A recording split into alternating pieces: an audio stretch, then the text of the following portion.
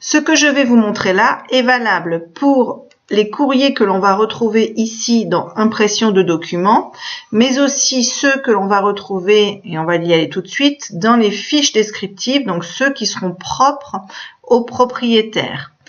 Pour ceux qui se retrouvent au milieu, là, dans le CRM, dans les documents, ça va être plus les courriers qui vont mettre en relation les acheteurs avec les vendeurs ou, par exemple, tout ce qui va être propre à l'acheteur, comme le mandat de recherche ou le mandat d'acheter.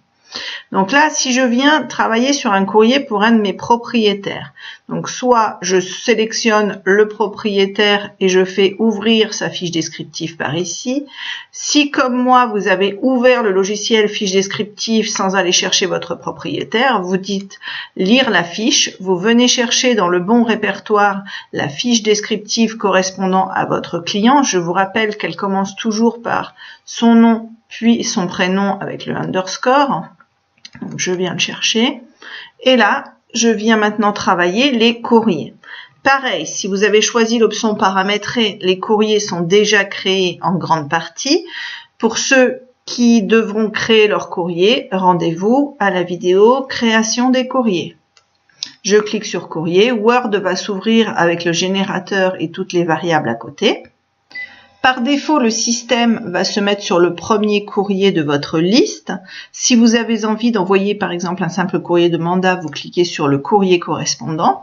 On se retrouve avec les variables. Dans ce cas, il suffit simplement de dire valider le courrier et mettre les variables et toutes les variables seront remplacées.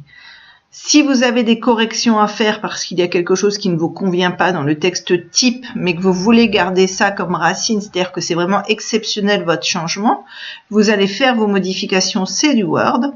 Et ensuite, à partir de ce moment-là, si vous voulez sauvegarder, vous ne faites jamais sauvegarder, mais toujours sauvegarder sous, de manière à ne pas écraser votre fichier racine.